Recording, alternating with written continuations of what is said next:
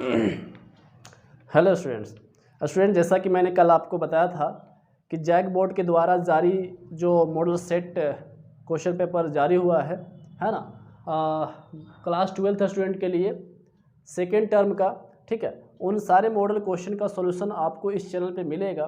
तो सबसे पहले आज स्टूडेंट हम मैथ्स के पोर्शन के क्वेश्चन का सॉल्यूशन करेंगे, ठीक है ना। तो सेक्शन ए देखिए, सेक्शन ए के क्वेश्चंस का सॉल्यूशन करेंगे, जिसमें से आपके 7 क्वेश्चन दिए हुए हैं और आपको सोल्व 5 ही करने होंगे जब एग्ज़ाम आप दे रहे होंगे, ठीक है। तो चलिए सेक्शन ए के फर्स्ट क्वेश्चन को हम लोग देखते हैं और इसे सिंपल सा तरीके से बनाएंगे और समझने का कोशिश करेंगे कि अगर इस तरह के टाइप के क्वेश्चन आते हैं तो हमें किस तरह बनाना चाहिए, ठीक है जी। और कोई भी आपको डाउट होता है तो आप हमें कमेंट में पूछ सकते हैं, ओके, ठीक है। और दूसरी बात ये भी स्टूडेंट कि आपको तो मैथ्स अभी बता रहे हैं, फिजिक्स हो, केमिस्ट्री हो, बायोलॉजी हो, जो भी आपके सब मॉडल क्वेश्चन पेपर हैं उन सारे क्वेश्चन का सॉल्यूशन आपको इस चैनल पे मिलेगा, ठीक है। तो प्लीज़ आप इस चैनल को सब्सक्राइब कर लें पहले, ठीक है ना, और उस वीडियो को देखें, ठीक है, समझने की कोशिश करेंगे। देखिए फर्स्ट क्वेश्चन पूछ रखा है जी यहाँ पर कि इवैल्यूएट, है ना, इवैल्यूएट यानी मान ज्ञात करें, ठीक है। मान ज्ञात कीजिए, ठीक है। तो इंटीग्रेशन पूछ रखा है 2 - 3 sin x upon cos square x dx, ठीक है। तो आप इसे किस तरह से बनाएंगे, तो सिंपल सा तरीके से आप इसको सॉल्व कर सकते हैं स्टूडेंट। देखिए जो cos स्क्वायर आपका जो फंक्शन है ये 2 के वास्ते भी 2 के लिए बटे में है और 3 sin x के लिए भी बटे में है ना। ये बटे हम अलग अलग कर सकते हैं। जैसे देखिए 2/cos स्क्वायर एक्स लिख सकते हैं जी, minus 3 sin x upon cos square x लिख सकते हैं, ठीक है। हाँ क्लियर दिख रहा है,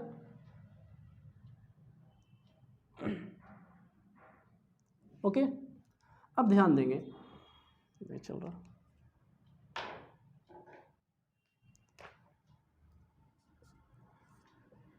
देखिए जी 2 का 2 है और हम लोगों ने 10th क्लास में पढ़ा है कि 1/cos अगर थीटा होता है तो 1/cos को हम लिखते हैं सेक थीटा, ओके, लिखते हैं ना।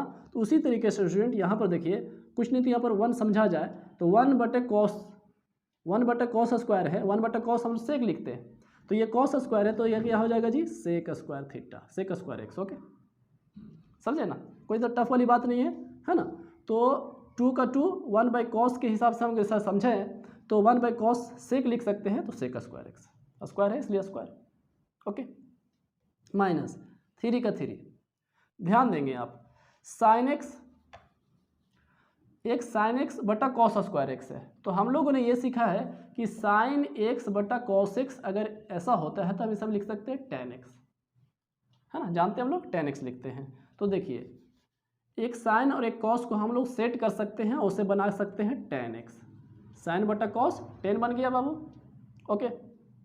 अब दूसरी बात बोलिएगा सर एक तो सेट करके आपने बना दिया, कॉस एक बचा हुआ अभी नीचे बटे में, एक कॉस तो बचा ना, यानी 1/cos बचा हुआ है ना। 1/cos को हम लोग जस्ट अभी लिखना सीखे हैं, सेक लिखते हैं, 1/cos को क्या लिखते हैं सेक एक्स, तो ये सेक एक्स हो गया, ठीक है। अब आप इंटीग्रेशन कर सकते हैं, फॉर्मूले आपको याद होंगे, है ना, और इसे आप अलग अलग कर लीजिए। ये जो इंटीग्रेशन है इस पार्ट के लिए भी है और इस पार्ट के लिए भी इंटीग्रेशन करना है, तो दोनों के लिए अलग अलग लिख लीजिए। 2 सेक स्क्वायर एक्स dx इसके लिए भी है और dx इसके लिए भी है ना, तो हम ऐसा लिख सकते हैं minus 3 tan x into sec X है, इसके लिए भी इंटीग्रेशन लगा लेंगे, ओके। इंटीग्रेशन इस फंक्शन के लिए भी और इस इंटीग्रेशन ये इसके लिए भी, ओके, हाँ अच्छा dx लिखा मैंने, ठीक है। देखिए 2 का 2 कांस्टेंट बाहर हो गया, बाहर लिख सकते हैं, ओके। अब ध्यान दीजिए आपको याद होगा स्टूडेंट सेक स्क्वायर एक्स का इंटीग्रेशन क्या होता है, देखिए सेक स्क्वायर एक्स का इंटीग्रेशन होता है tan x। अब आपने क्या करा इंटीग्रेशन कर रहे हैं, ओके, माइनस 3 बाहर हो गया भाई, कांस्टेंट है बाहर कर सकते हैं, नंबर को बाहर लिख सकते हैं, tan x into sec x या sec x into tan x, इसको देखिए sec x into tan x, इसका इंटीग्रेशन क्या होता है स्टूडेंट सेक एक्स ना, बिल्कुल सही बात। तो आप लिख सकते हैं सेक एक्स, ठीक है। और जब आपका इंटीग्रेशन हो जाए तो आप प्लस सी लिख लेंगे, इंटीग्रल कांस्टेंट लगाते हैं, ठीक है जी। तो ये आपका फर्स्ट क्वेश्चन का सॉल्यूशन हो जाएगा इस तरह से, ठीक है। तो आप इसे स्क्रीनशॉट ले लें या लिख लें, ठीक है। फिर नेक्स्ट क्वेश्चन पे आते हैं हम लोग। चलिए अब देखिए सेकंड क्वेश्चन मैंने यहाँ लिख रखा है, क्वेश्चन दिया है जी, बोल रहा find the degree and find the order, आपको ऑर्डर बताने हैं and degree of the differential equation, of the equation नहीं differential equation, okay, differential equation short में लिख देते हैं, ठीक है ना। आप समझ रहे होंगे, क्वेश्चन आपके पास होंगे तो देख सकते हैं, ठीक है। क्या करना स्टूडेंट, यहाँ पर ध्यान दीजिएगा, बोला फाइंड ज्ञात करें the order and degree of the differential equation. ये जो डिफरेंशियल इक्वेशन दिया हुआ स्टूडेंट, इसके ऑर्डर और डिग्री लिखने हैं, ठीक है। बहुत ही सिंपल सा क्वेश्चन है स्टूडेंट, है ना। ऑर्डर और डिग्री निकालना बहुत आसान है। पहली बात आप ये समझ लीजिए, ऑर्डर आप कैसे फाइंड करेंगे, ठीक है ना, और डिग्री कैसे फाइंड करेंगे, ये तो बन जाएगा। दूसरे क्वेश्चन रहेंगे तो हम कैसे समझ पाएंगे, कैसे निकालेंगे, उसकी बारे बता रहा हूँ, ठीक है ना। तो ऑर्डर निकालने का सिंपल सा तरीका है कि हाईएस्ट डेरिवेटिव देखना है, हाईएस्ट डिफरेंशिएशन या डेरिवेटिव्स,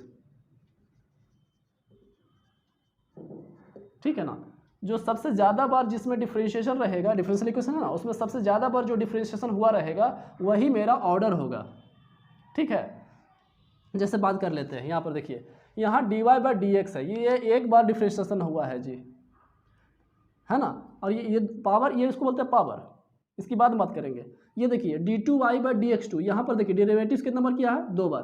तो मैंने बोला कि हाईएस्ट डेरिवेटिव्स जो होता है उसी को हम लोग ऑर्डर बोलते हैं। तो इसका ऑर्डर जो हो जाएगा स्टूडेंट, ऑर्डर जो हो जाएगा वो 2 हो जाएगा, ठीक। अब डिग्री क्या बोलेंगे, तो डिग्री जो पहचानने का तरीका है, लिखेंगे जो है वो देखिए, the power of highest order derivatives, है ना, ऑर्डर या हाईएस्ट डेरिवेटिव्स, है ना, हाईएस्ट ऑर्डर डेरिवेटिव्स, ठीक। सिंपल सा बात समझ नहीं दिख रहा है, हाँ ध्यान दीजिएगा। अब डिग्री का कैसे पहचानेंगे आप, है ना। डिग्री निकालने का तरीका है, द पावर, हमें पावर देखना होता है, ठीक है। लेकिन पावर किसका, हाईएस्ट ऑर्डर डेरिवेटिव, जो अभी हाईएस्ट ऑर्डर डेरिवेटिव रहेगा ना उसका पावर स्टूडेंट, जो सबसे ज़्यादा डिफरेंशिएशन रहेगा ना उसका पावर वाले को डिग्री लिखेंगे। देखिए इसमें तो एक बार किया गया था, इसमें कितना बार किया गया था, 2 बार, ठीक है ना, 2 बार किया गया था। इसके पावर, तो इसके पावर कुछ नहीं दिख रहा है, तो एक है ये स्टूडेंट, है ना। तो ऑर्डर तो 2 हो गया, ऑर्डर में कोई दिक्कत नहीं है, जो सबसे ज़्यादा बड़ा डिफरेंशिएशन रहेगा वो मेरा ऑर्डर। अच्छा, और डिग्री जो होगा,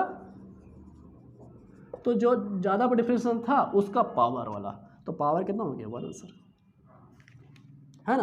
तो कन्फ्यूजन नहीं होंगे। आप इस चीज़ को शॉर्ट में बता देता हूँ, उसे आप लिख लिया कीजिएगा, ठीक है ना। ऐसे बहुत बड़ा एक्सप्लेन कर सकते हैं, लेकिन मैं सिंपल सा बताना चाहता हूँ भाई, इस चीज़ से आप पकड़ सकते हैं कि हाईएस्ट डेरिवेटिव से रहेगा, सबसे ज़्यादा बड़ा डिफरेंशिएशन हुआ रहेगा उस टर्म में, है ना, तो वो मेरा ऑर्डर हो जाएगा। और उसी हाईएस्ट डेरिवेटिव से जो पावर होगा वही मेरा डिग्री हो जाएगा, ठीक है। चलिए, उम्मीद करते हैं आपको समझ में आया होगा। चलिए क्वेश्चन नंबर 3 पे आते हैं, लिखिए, इसको लिख लीजिए। चलिए क्वेश्चन नंबर 3 देखेंगे। क्वेश्चन नंबर 3 आपसे पूछ रहा है स्टूडेंट, है ना, बोल रहा है फाइंड द प्रोजेक्शन, क्या फाइंड करना है, projection, okay, of the vector, A vector बराबर वैल्यू दे दिया, on the vector B vector इतना, ठीक है। तो प्रोजेक्शन बहुत सिंपल सा आप निकाल सकते हैं, ठीक है। प्रोजेक्शन निकालने का है, projection on A vector, projection of A vector on B vector, projection of A vector on B vector. देखिए प्रोजेक्शन फाइंड करने बोलता है, ए वेक्टर वैल्यू दिया जी, ऑन किस पर, बी वेक्टर पर, ठीक। तो इसका फॉर्मूला होता है projection of A vector on B vector बराबर A vector dot B vector बटा में बी वेक्टर का मैग्नीट्यूड, जिस पर बोलेगा उसी का मैग्नीट्यूड, ए वेक्टर डॉट बी वेक्टर। देखिए ऑन किस पर बोला, बी वेक्टर पर ना, तो बी वेक्टर का मैग्नीट्यूड, ठीक है जी। अब इसको हम लोग सिंपल सा कर सकते हैं। ए वेक्टर का वैल्यू मालूम है, लिख लीजिए 2i + 3j + 2k dot B vector value कितना है 2i प्लस 2j प्लस के। ओके, दिख रहा ना? हाँ, बटा बी वेक्टर का मैग्नीट्यूड, तो बी वेक्टर मेरा यही है ना? तो मैग्नीट्यूड कैसे निकालते हैं? तो रूट ओवर करके। देखिए इसका वैल्यू कैसे निकाल, रूट ओवर आई का वैल्यू कितना है 2, आई का कोफिशिएंट मतलब 2 का स्क्वायर प्लस जे का 2 का स्क्वायर, के का यहाँ कुछ नहीं तो 1 है स्टूडेंट, है ना, 1 का स्क्वायर। इस तरह से अब इसको सॉल्व कर लेंगे, है ना? तो देखिए किस तरह से मल्टीप्लाई करेंगे, यानी डॉट प्रोडक्ट किस तरह करेंगे हम लोग। आई वाले को आई से मल्टीप्लाई करेंगे, गुना करेंगे डॉट में, ठीक है ना? तो 2 को 2 से गुना करेंगे, कितना आएगा भाई 4, जे वाला जे के साथ। ओके, तो 3 को 2 से गुना कर लीजिए, जे का यहाँ 3 है और जे का यहाँ 2 है, तो 6 प्लस 6, के का के के साथ 2 और यहाँ पर 1, 2 1 2, 2 1 2 हो गया। बट अब यहाँ रूट ओवर कितना आएगा, 2 का स्क्वायर 4, 2 का स्क्वायर 4, नहीं दिख रहा, और 1 का स्क्वायर 1। ओके, तो फाइनली अच्छे से लिख दे, 6 और 4 10 और 2 12 हो गया, बटा 4 और 4 8 और 1 9, रूट 9। ठीक है, थोड़ा सा हाँ ऐसा कर, ठीक है। अब देखिए नीचे लिख सकते हैं, लेकिन हम इधर लिख दे रहे हैं, आप अच्छे से लिख लीजिएगा। तो 12 हो गया, और 9 का रूट कितना होगा स्टूडेंट 3, है ना? तो इसको काट दीजिए, 3 चौके 12, तो मेरा आंसर कितना हो जाएगा 4। ठीक है, तो इसका आंसर कितना हो जाएगा 4। ओके, तो इसे अच्छे से लिख लेंगे, projection of A vector on B vector बराबर इतना फार्मूला होता है। ठीक है, तो इस तरह से प्रोजेक्शन का वैल्यू आप निकाल सकते हैं, प्रोजेक्शन ए और बी। ओके, चलो नेक्स्ट क्वेश्चन पे आते हैं, आप इसे लिख लीजिए। हाँ जी, देखिए क्वेश्चन नंबर 4 बोल रहा है if the position vector of A point 3 - 2 6, है ना? ए वेक्टर और बी ए वेक्टर, मतलब ए वेक्टर का पोजीशन वेक्टर के रूप में लिख दिया है 3 - 2 6। ठीक है, तो देन बोलता है फाइंड ए वेक्टर का मैग्नीट्यूड। देखिए मैग्नीट्यूड अभी जस्ट निकालना सिखाया आपको, कैसे निकालते हैं। क्वेश्चन बहुत ही सिंपल है स्टूडेंट। हाँ, बोलता है if the position vector of A point कितना दिया 3 - 2 6 बी ए वेक्टर, मतलब कि ए वेक्टर का जो पोजीशन दिया हुआ है कितना दिया हुआ 3 - 2 6, यानी हम इसको अच्छे से लिख ले 3i - 2j प्लस 6k। ठीक है, ऐसा ये पॉइंट करके दिया था, हमने इसको पोजीशन में लिख लिया, आई जे के लगाना पोजीशन हो गया। ठीक है, ए वेक्टर इतना हो गया। तो निकालना क्या है, फाइंड क्या करना स्टूडेंट, फाइंड करना ए वेक्टर का मैग्नीट्यूड। तो मैग्नीट्यूड अभी जस्ट निकालने के लिए सिखाया कि ए वेक्टर जो है उसका मैग्नीट्यूड निकालने का तरीका है, रूट ओवर लीजिए, रूट करिए, और आई का कोफिशिएंट 3 उसका स्क्वायर लिखिए, प्लस जे का कोफिशिएंट या -2 उसका स्क्वायर लिखिए, प्लस के का कोफिशिएंट जो भी है उसका स्क्वायर लिखिए, और इसको सोल्व कर लीजिए। 3 का स्क्वायर 9, 2 का स्क्वायर 4, 6 का स्क्वायर 36, 36 और 4 40 हो गया, 40 और 9 49 हो गया ना। तो 49 का रूट कितना हो जाएगा, 49 का रूट हो जाएगा 7, है ना? इस तरह से आपका ये आंसर हो जाएगा। ठीक है जी, दिख रहा है ना? ठीक है, तो आप इस तरह बना सकते हैं, फटाफट इसको लिख लीजिए। हाँ जी, नेक्स्ट क्वेश्चन देखें 5, है ना? क्वेश्चन नंबर 5 बोल रहा है student if A line has direction ratio, यदि एक लाइन का डायरेक्शन रेशियो जो दिया हुआ है 2 - 1 - 2, यस 2 - 1 - 2, यस डिटरमाइन, ज्ञात करें डायरेक्शन कोसाइन, है ना? तो डायरेक्शन कोसाइन निकालना है, कितना सिंपल सा क्वेश्चन है। हाँ, देखिए किस तरह से निकालेंगे आप। आपको दिया क्या है स्टूडेंट, डायरेक्शन रेशियो, बोले given D R, direction ratio कितना दिया 2 - 1 - 2। ठीक है, तो इस तरह सीख लीजिए, डायरेक्शन रेशियो कुछ दिया रहे, हो सकता है ये ना देकर दूसरा देगा ना। ठीक है, इस टाइप से रहेगा, तो हम डायरेक्शन कोसाइन कैसे निकालेंगे। तो डायरेक्शन कोसाइन निकालने के लिए इसलिए डी सी यानी डायरेक्शन कोसाइन। ओके, आप पूरा लिख सकते हैं, शॉर्ट में लिख सकते हैं।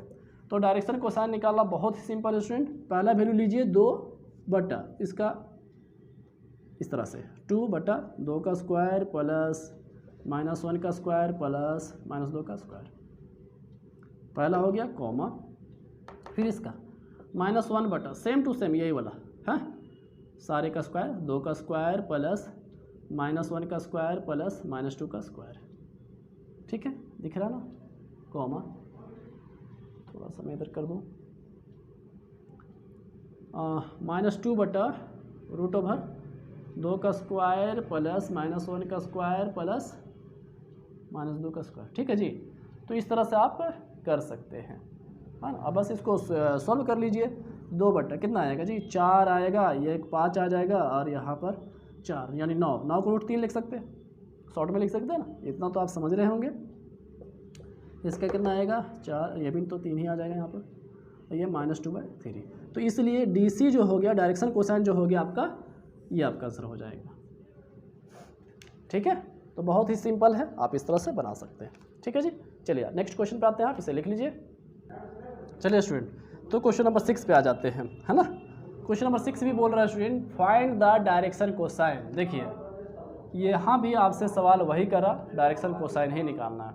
ठीक है, of the line segment joining the point A दिया 1 2 -3 और बी दे दिया है -1 -2, सही लिखा मैंने, हाँ, और 1। ओके, तो 2 पॉइंट ज्वाइन कर रहा है। जैसे देखिए, मान लीजिए ए पॉइंट यहाँ पर ए है 1 2 -3, और एक बी पॉइंट जो दिया हुआ है -1 -2 1, तो ये दोनों ज्वाइन करा है ना, जो मतलब कनेक्ट है। ठीक है, तो इसका डायरेक्शन कोसाइन निकालना, DC निकालना है। अभी एक पॉइंट दिया था, डायरेक्शन रेशियो दे दिया था, और उसका डायरेक्शन कोसाइन निकालना था, है ना। अब यहाँ पर 2 पॉइंट दे दिया है और उसका पूछ रहा है डायरेक्शन कोसाइन निकालना। बहुत सिंपल है ये भी।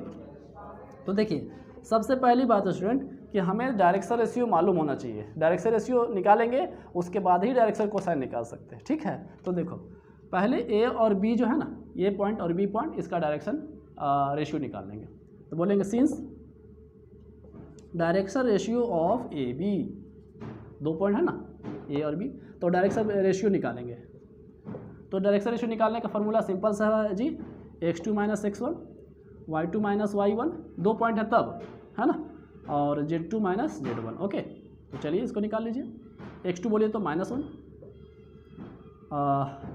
और x1 1, ठीक है, कोमा y2 -2, अरे यार कोमा क्या लिखा था, -y1 बोले तो 2, फिर Z2 कितना है 1 माइनस Z1 कितना है -3, तो यहाँ पर माइनस होता है और -3 है स्टूडेंट, तो प्लस हो जाएगा 3। ठीक है, आपने क्या निकाला अभी डायरेक्शन रेशियो, तो इसको थोड़ा सा और अच्छे से लिख ले, -2, ये -4 और ये कितना हो जाएगा 4। ठीक है, तो ये क्या हो गया आपका DR, डायरेक्शन रेशियो। लेकिन हमें एक्चुअली में निकालना क्या है, डायरेक्शन कोसाइन, है ना, 9 डायरेक्शन कोसाइन। चलिए आगे बढ़ते हैं, आप इसे थोड़ा सा ऐसे कर लें, 9 डायरेक्शन कोसाइन बराबर, अभी जैसे डायरेक्शन कोसाइन निकाले वैसे कर लीजिए, -2 बटा √2 का स्क्वायर प्लस -4 का स्क्वायर प्लस 4 का स्क्वायर। ओके, कोमा फिर -4 बटा, हाँ लिख लूँ भाई जल्दी इसको, -2 का स्क्वायर प्लस -4 का स्क्वायर प्लस 4 का स्क्वायर, कोमा फिर 4 बटा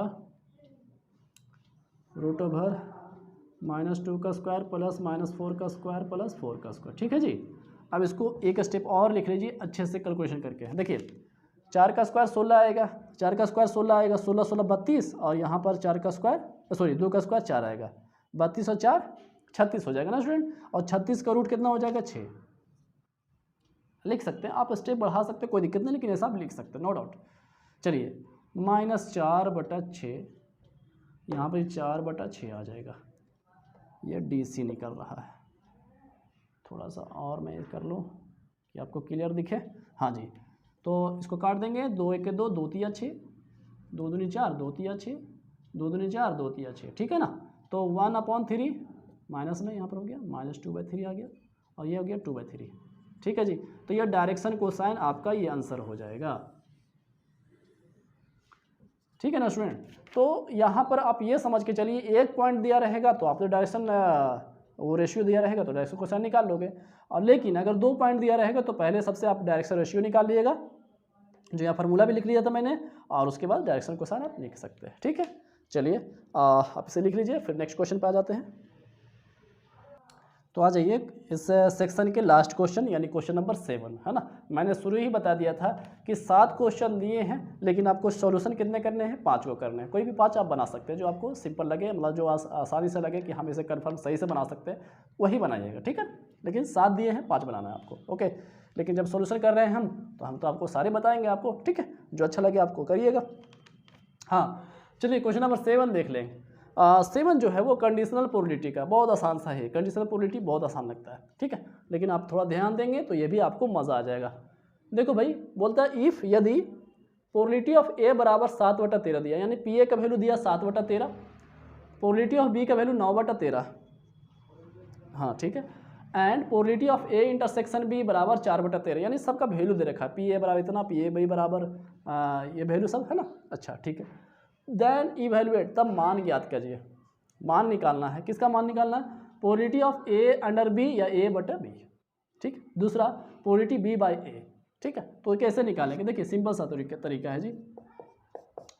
सबसे पहली बात कि आपको जो दिया है या मालूम है उसे लिख लीजिए। पी ए बराबर कितना दिया भाई, 7/13, प्रोबेबिलिटी बी कितना दिया भाई, 9/13, probability of A intersection B कितना दिया भाई, 4/13, ठीक है स्टूडेंट। अब इसलिए पहला जो सवाल है ना, फर्स्ट जो है प्रोबेबिलिटी ऑफ ए बटा बी निकालना है। तो जानते हैं स्टूडेंट्स का फॉर्मूला क्या होता है, तो देखो हम इधर बता दे रहे हैं, प्रोबेबिलिटी ऑफ ए बटा बी या ए अंडर बी जो भी बोलिए, इसके बराबर होता है, ध्यान दीजिए, दिख रहा है अच्छा से, हाँ। तो probability of A intersection B, देखिए ए और बी है ना, तो ए इंटरसेक्शन बी बटा बी प्रोबेबिलिटी ऑफ बी, बहुत सिंपल है। तो चलो इसके बराबर लिख सकते हैं, probability of A intersection B बटा में प्रोबेबिलिटी ऑफ बी, ओके। तो वैल्यू बैठा दो भाई, वैल्यू बैठाओ। Probability of A intersection B का वैल्यू कितना है, 4/13 बटा प्रोबेबिलिटी ऑफ बी का वैल्यू कितना है, 9/13, ठीक है, दिख रहा है यार, हाँ। चलिए 13 से 13 कट जाएगा भाई, तो फाइनली बचेगा क्या, 4/9 आंसर हो गया, है ना, 4/9, ठीक है। तो ये फर्स्ट आंसर हो गया, ओके। अच्छा चलिए सेकंड पे आ जाते हैं, दूसरा भी बना लेते हैं भाई, इधर ही बनाते हैं। दूसरा बोल रहा था एंड वाला, probability of B by A, and है ना, प्रोबेबिलिटी ऑफ बी बटा ए। तो बताइए आप इसको सिंपल से लिख सकते हैं, क्या लिख सकते हैं जी, probability of B intersection A. तो स्टूडेंट एक बात कन्फ्यूजन ना होंगे, ठीक है, क्या कि ए बी इंटरसेक्शन ए बोलो या ए इंटरसेक्शन बी बोलो, एक ही बात है, ठीक है ना, कॉमन बात होता है ये, ठीक है। तो प्रोबेबिलिटी ऑफ किस पर बोला, ए, ऐसा सेकेंड वाला निकल रहा है, तो चलो भाई वैल्यू बिठा दो। Probability of B intersection A, इसका वैल्यू कितना है, तो देखो दिया था, है ना, probability of A intersection B, just बोला ए या बी, ए इंटरसेक्शन बी बोला या बी इंटरसेक्शन, एक ही बात होता है, 4/13 ही है। प्रोबेबिलिटी ऑफ ए का वैल्यू जी 7/13, देखो कट रहा है, 13 से 13 कट गया, तो बचा क्या, 4/7, ये आपका फाइनल आंसर होगा, ठीक है। तो स्टूडेंट आपको दिख रहा है अच्छा से, है ना। तो इस तरह से स्टूडेंट आपको जो है वो सेक्शन ए के मैंने सारे क्वेश्चन बना दिए, ठीक है। तो नेक्स्ट वीडियो में जो है वो सेक्शन बी के सारे क्वेश्चन का सॉल्यूशन करेंगे, फिर उस तरह सेक्शन सी का भी सॉल्यूशन करेंगे, यानी टोटल सॉल्यूशन मिलेगा स्टूडेंट, है ना। आप इस चैनल पे बने रहें, है ना। नए हैं तो प्लीज़ इसे सब्सक्राइब कर लें, क्योंकि नोटिफिकेशन आपको मिल जाएगा जब मैं वीडियो अपलोड करूँगा, ठीक है। अपने दोस्तों के साथ भी शेयर करें, क्योंकि मेरी मेहनत जो है वो सबको काम आ जाए, ठीक है। थैंक यू जी, फिर मिलते हैं नेक्स्ट वीडियो में, चले, ठीक है।